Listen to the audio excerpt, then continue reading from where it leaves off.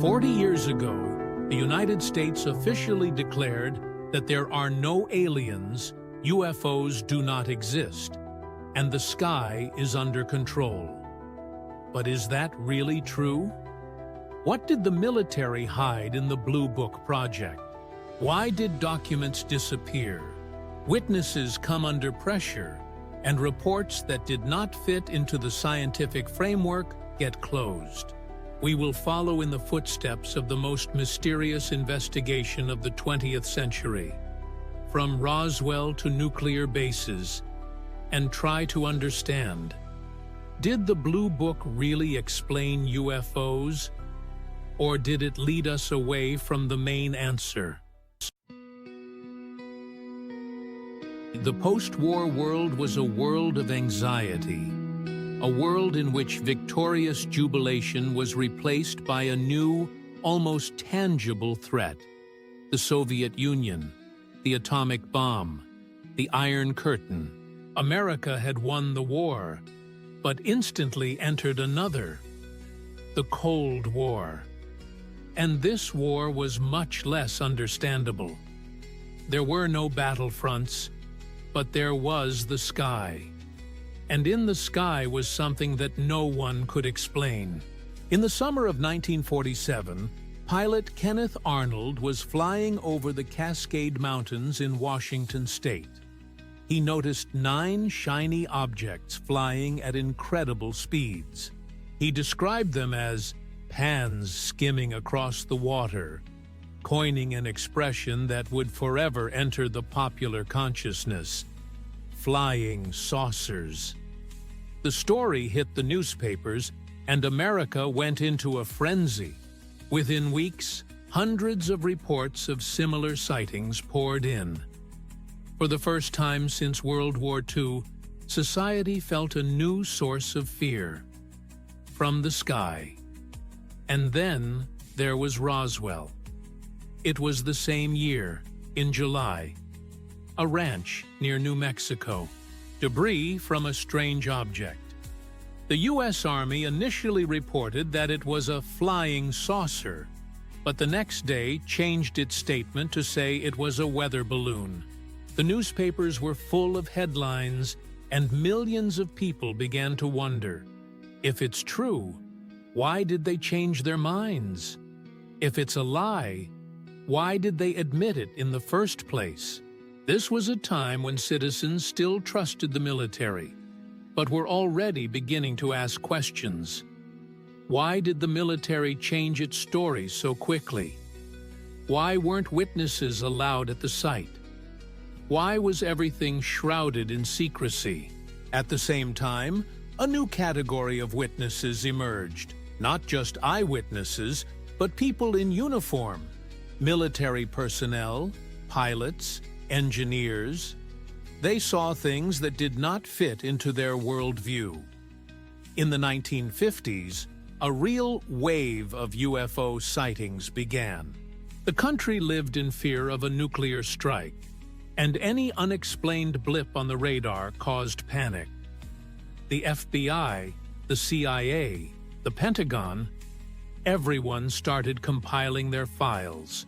Newspapers were filled with stories of flaming balls, discs of light, and impossible maneuvers. But not all reports came from housewives or farmers.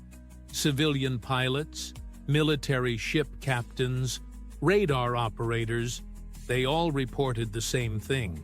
The situation spiraled out of control in 1952, when unidentified objects were spotted over Washington for several nights in a row. They were seen not only by civilians, but also by the military. They were picked up by radar. Fighter jets tried to intercept them, but without success. Something appeared over the Capitol and then disappeared. The Pentagon had to call an emergency press conference. The official version? Weather anomalies. But few believed it. This led to public and political demand for a systematic investigation of unidentified flying objects, not just to reassure the public, but to find out whether they posed a threat to national security. And if so, where did that threat come from? From Earth? Or somewhere else?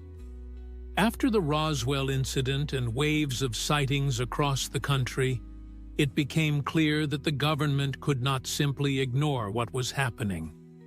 There were too many witnesses and too many headlines. In 1948, the U.S. Air Force initiated the first officially recognized UFO investigation project in the country's history. It was called Project Sign. Project Sign was based at Wright Field Air Force Base in Ohio. Its mission sounded perfectly reasonable: to collect data on unidentified aerial objects and assess whether they posed a threat to national security. Despite the scientific cover, many project participants were convinced from the outset that they were dealing with something completely new, possibly extraterrestrial. The reports collected did indeed contain a lot of unexplained evidence: maneuvers at impossible speeds, flights against the wind, objects seen simultaneously with the naked eye and on radar. Interestingly, one of the first analytical reports of Project Sign, the so-called estimate of the situation, allegedly pointed directly to the extraterrestrial hypothesis as the most plausible. This document was never published, and according to eyewitness accounts, it was destroyed on the orders of senior officials at the Pentagon, whether out of fear or principle. It cannot be, because it can never be. The Sign project did not last long. Less than a year later, it was shut down, and in its place, in 1949, a new project appeared. Grudge. The name was no accident. The new approach was tougher, more skeptical, almost aggressive. The goal had changed. Now the main focus was not on explaining the phenomenon, but on disarming public interest. The Grudge Project immediately began to suppress any hints of the extraterrestrial nature of the objects. All cases were explained from the perspective of known natural or human factors. If the object was bright, it was Venus. If it moved quickly, it was a fireball. If it maneuvered strangely, it was an illusion, fatigue, or a hallucination. Where no explanation could be found, it was simply marked insufficient data. This approach caused disappointment even within the Air Force. Many pilots who participated in the observations complained that their evidence was being ignored, data was being distorted, and conclusions were already predetermined. Some reports disappeared. Others were published in truncated form. It seemed that Grudge's main task was to undermine confidence in the subject rather than to study it. Nevertheless, the flow of reports did not stop. On the contrary, by the early 1950s, it had only intensified. Particularly alarming was an episode when several fighter jets were scrambled after visual and radar detection of objects. Pilots reported contact with something that was neither an aircraft, a drone, nor a weather probe. Such cases could no longer be simply ignored. Despite attempts by Grudge to discredit the phenomenon, there was a growing understanding within the Army that a new, more serious approach was needed. Skepticism remained, but denial became dangerous. If there really was something in the sky that we did not understand, it was no longer just a curiosity. It was a matter of national security. And so, in 1952, the decision was made to create a new, more ambitious project. Thus began the story of what would go down in history as the bluebook, the most controversial attempt to explain the inexplicable in the history of American military intelligence. The year 1952 was a turning point. The incidents over Washington shocked not only the public, but also the political elite. A series of sightings of unidentified objects directly over the Capitol, confirmed by radar and numerous eyewitnesses, demanded immediate action. In response, the U.S. Air Force announced the creation of a new project to study UFOs, Project Blue Book. Lieutenant Colonel Edward Ruppelt was put in charge. Unlike his predecessors, he sought to approach the issue objectively. He assembled a team consisting not only of military personnel, but also engineers, meteorologists, and astronomers. Their task was to analyze reports of unidentified objects, classify them, verify them, and seek scientific explanations. The project received more stable funding, access to information-gathering channels, and the ability to coordinate with other military structures. For the first time, it seemed that the Army really wanted to get to the bottom of things. Ruppelt introduced standardized reporting. Forms for witness statements were developed, a system for assessing credibility was created, and a scale of possible explanations was established, ranging from fully explained to unidentified. Thanks to his efforts, data came into the project from all corners of the United States and even from foreign bases. He also established contacts with civilian ufologists and astronomers. His approach was not paranoid, but neither was it skeptical to the point of absurdity. He acknowledged, "We don't know what it is yet." But the deeper they delved into the subject, the more difficult it became to control. Some cases were truly unusual. Pilots reported glowing objects capable of changing direction instantly. There were reports of radio interference, radar jamming, and traces on the ground after landings. In one episode, a pilot reported being pursued by a metal disc that disappeared as soon as he approached it. In another, a base commander reported a flying shape hovering over a nuclear weapons arsenal.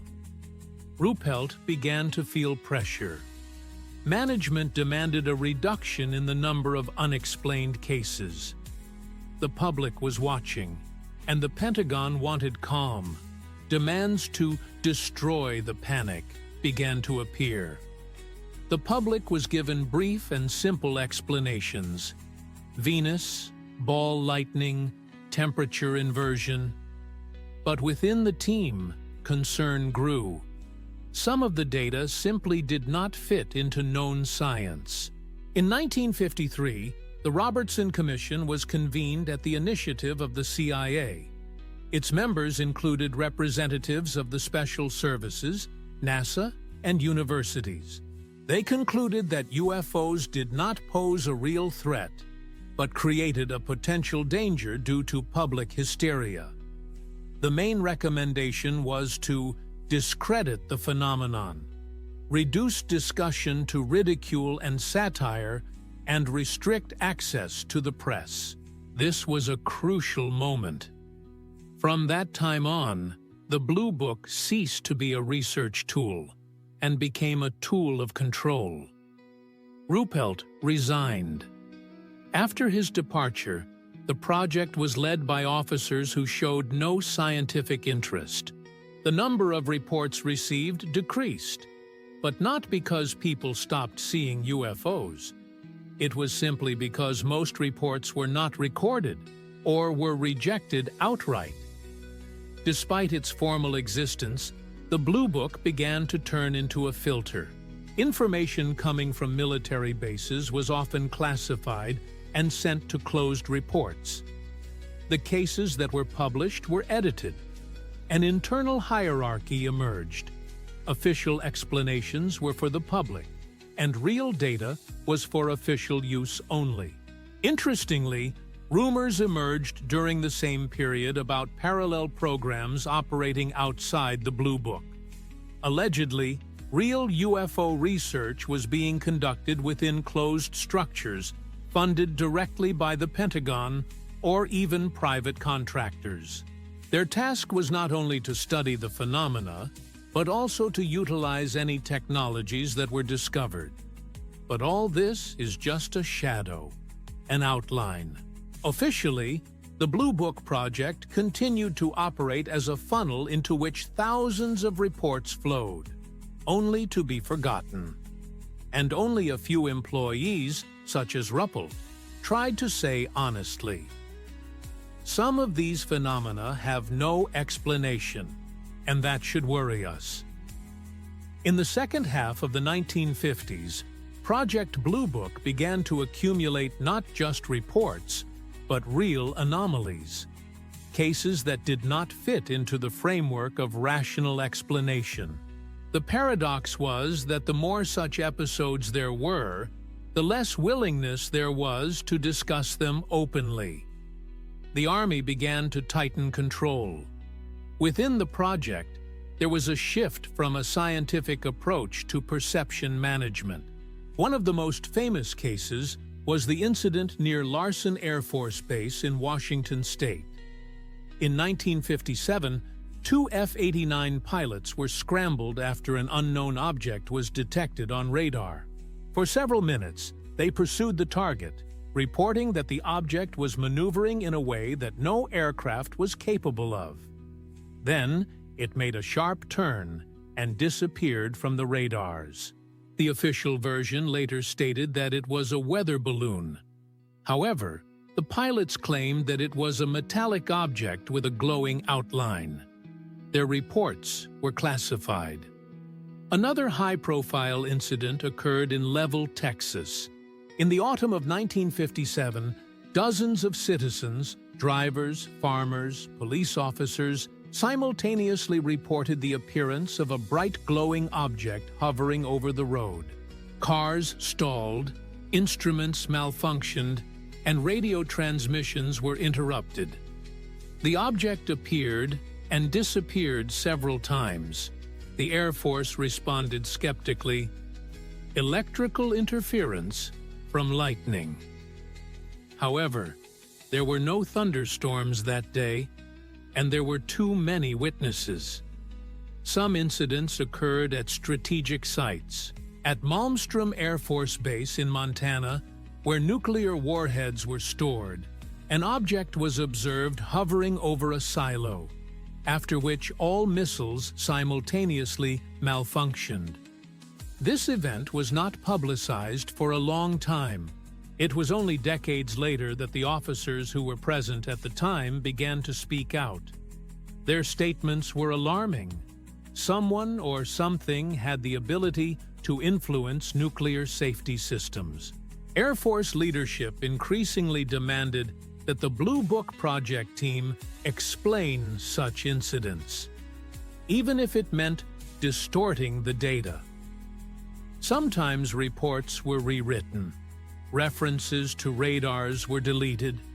Descriptions of objects were replaced. Official documents often differed radically from the original evidence. Project employees faced censorship.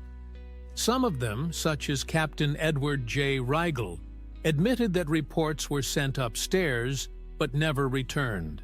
Responses from the command came in the form of dry phrases, "not of interest," explained naturally. But the most disturbing episodes concerned those who tried to speak out. Pilots who made public statements were summoned for questioning and sent for psychiatric evaluation. Their careers were often cut short. In one case, an officer who reported a UFO over a military base was dismissed for insubordination and spreading rumors. Journalists who tried to gain access to the project's materials were denied.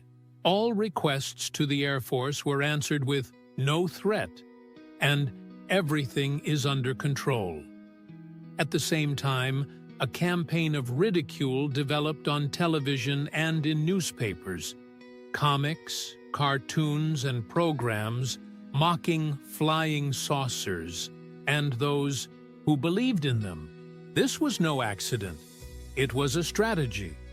A document prepared by the CIA, Instruction Number 10 to 20, played a special role in this. It recommended using the mass media to shape a skeptical public perception of the UFO phenomenon. Controlled journalists, popular shows, even scientific experts. Everything worked to make the topic seem absurd. Thus, a paradox arose in the Blue Book project. On the one hand, evidence of the inexplicable was accumulating, while on the other, explanations were being systematically created. Cases that could not be rationalized either disappeared or were turned into something harmless. The truth disappeared. This was no longer a scientific project. It was a tool, an official facade behind which lay an attempt to control reality. Society had to be convinced that everything was under control, even if it was an illusion. By the end of the 1960s, the Blue Book project had effectively lost its scientific significance. It was increasingly seen not as a research initiative, but as a formality, a bureaucratic mechanism for creating the appearance of control. But the Air Force and the U.S. government were still under pressure. The public remained interested in UFOs. The number of reports did not decrease, and a final word was needed, scientific and official. This led to the creation of the so-called Condon Report, Sutter. In 1966, the Air Force commissioned the University of Colorado to conduct an independent scientific evaluation of the issue. The work was led by Dr.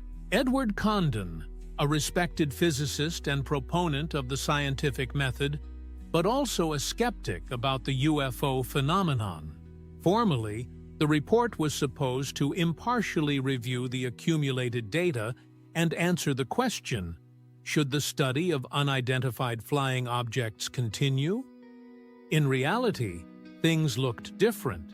Already in the early stages of the project, Condon publicly stated that he did not believe in the reality of UFOs and considered the subject frivolous. Some team members complained that reports and materials were distorted or ignored. Several researchers left, accusing the leadership of bias. One of them, James McDonald, an atmospheric physicist, later publicly criticized the report, calling it a scientific cover for an administrative decision. When the Condon Report was published in 1969, its conclusions were unequivocal. Further, investigation of UFOs is not worthwhile, and none of the cases analyzed confirmed the existence of unknown technology or extraterrestrial intervention. These conclusions were widely reported in the press and scientific circles. The government used the report as a basis for closing the Blue Book project. In the same year, the Air Force officially announced that the work had been completed, no threat had been identified, and the phenomenon had been explained. The state would no longer be involved in UFOs, at least not publicly. But if you read Condon's report more carefully, the picture becomes less clear. The document itself mentioned dozens of cases that were never explained. Some incidents, especially those involving military radars, were labeled uninterpretable. Nevertheless, the overall conclusion remained unchanged. No threat, no cause for concern. This was a classic strategy. Close the case, leaving questions unanswered. The scientific language of the report, its high-profile presentation and media support did their job. The topic of UFOs was formally removed from the agenda, but the consequences were much deeper. After the publication of Condon's report and the closure of the Blue Book, the subject of UFOs became taboo in the scientific world. Universities curtailed research. graduate students lost their topics, and professors lost their grants. The UFO phenomenon was removed from the field of academic interest, and this was no accident. The goal was not only to shut down the project, but also to close minds. Even attempting to ask questions about this phenomenon was perceived as naive, conspiratorial, or pseudoscientific. This was the end of the official history of the Blue Book, but not the history of the phenomenon itself, because, despite all the reports, statements, and closures, UFOs continued to appear in the sky. And that meant the questions remained. And perhaps the most important of them all: if it was all just an illusion, why bother fighting it so hard? After the official closure of the Blue Book in 1969, the military declared that the case was closed. There was no evidence, and interest had been exhausted. But almost immediately, signs began to appear that all was not so simple. Many researchers, including former project participants, began to wonder, did we really see everything? Firstly, a significant portion of the reports were never made public. Of the more than 12,000 recorded cases, only a fraction were made available to the public. Many files disappeared, were destroyed, classified, or presented in an edited form. Some were accompanied by notes stating that, for security reasons, this information cannot be published. But if we were talking about mirages and planets, what security could there be? Secondly, evidence emerged that some of the incidents, especially those involving strategic facilities such as nuclear weapons bases, research stations, and early warning systems, were handled outside the Blue Book. In other words, a double contour was created, one official and one internal and closed. Former Air Force officer Robert Salas, who was on duty at Malmstrom Air Force Base in Montana, said that in March 1906, a glowing object appeared over the mines. Almost immediately afterwards, 10 nuclear missiles simultaneously shut down. This is a documented fact, but there is no mention of this incident in the Blue Book archives. It did not officially exist, but it existed for those who were there. Another oddity is the fate of some of the eyewitnesses. Some military personnel who reported UFO encounters disappeared from view. Their names disappeared from the documents. One such case is that of Captain William Schmidt, a pilot who reported prolonged visual contact with an object in the vicinity of Nellis Air Force Base. His report was accepted and then disappeared. It later emerged that he had been transferred to another unit and then dismissed for health reasons. No copy of his statement has survived. The project archives also contain documents marked "Forwarded to Attic," the Air Force's Intelligence Center. What happened to these materials is unknown. Many ufologists believe that it was Attic that was conducting real research into the technology, and that the Blue Book was just a front, a cover to divert attention. There were also episodes of direct pressure.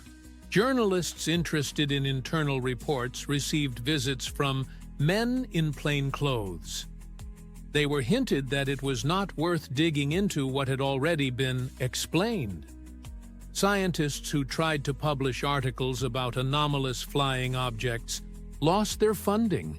A system of soft but effective censorship was created. One of the most mysterious traces is that of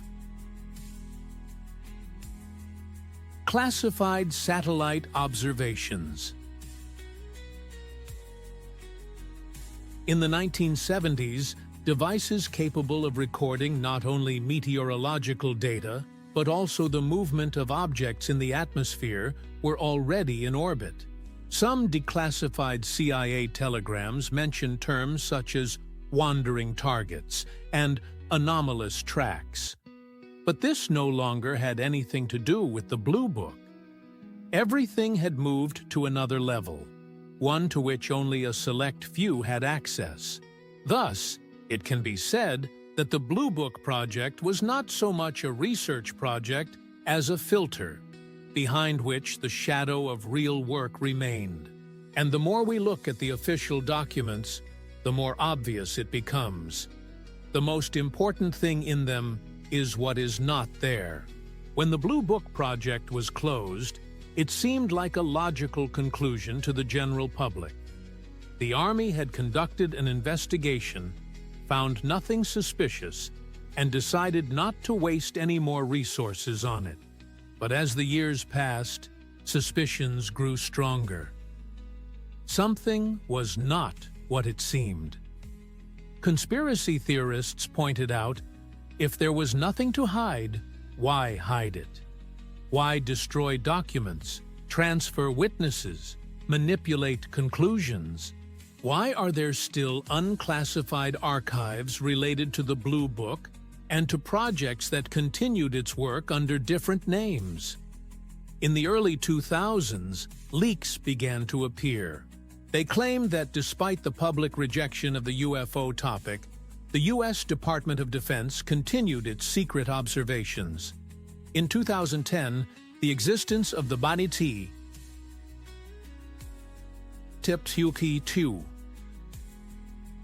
program, an advanced aerospace threat investigation team, became known.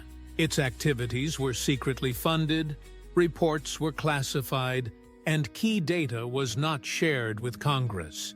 Even stranger, many of the ATIP's principles resembled the structure of the Blue Book: collecting evidence, analyzing object behavior, and attempting scientific interpretation. At the same time, the program worked directly with contractors who had access to top-secret developments. One such contractor, billionaire Robert Bigelow, stated outright that the alien presence on Earth is real. Leaks published in recent years, including videos taken from U.S. Navy fighter jets, showed objects moving at speeds and with maneuverability, impossible according to the known laws of physics. Even officials, former intelligence chiefs, pilots, began to speak openly. Yes, there is something there. In 2021, the Pentagon released a report on unidentified aerial phenomena, UAP, in which it acknowledged for the first time, we don't know what it is. Of nearly 150 cases, more than 100 remain unexplained. And although the word alien did not appear in the report, the shadow of the Blue Book was revived. So what was it? A large-scale hoax? Or an attempt to protect the public from panic? Some analysts argue that if the U.S. military had indeed encountered a phenomenon beyond their understanding, the logical step would be to conceal it. First, to avoid undermining trust. Then, to use the technology for military purposes. There is a third version. The phenomenon is real, but not extraterrestrial. Perhaps we are talking about something that humanity has not yet realized. Phenomena related to perception, parallel dimensions, even the psychological field. In this case, the Blue Book is not an attempt at concealment, but a reflection of the limits of our consciousness. What is clear is that the very idea that the state always tells the truth has turned out to be an illusion. And the Blue Book project is a symbol of this illusion. It gave millions of people the feeling that the question had been closed, that there is nothing. But it is precisely this feeling that has become the greatest deception, because there is still something in the sky. And if we have learned to look but not see, perhaps it is not because there is nothing there, but because it is too convenient for us to believe in an explainable world. The story of the Blue Book is not over. It has simply passed into other hands, other documents, other eras, and perhaps at this very moment, it continues to be written somewhere in the silence of offices accessible only to a select few.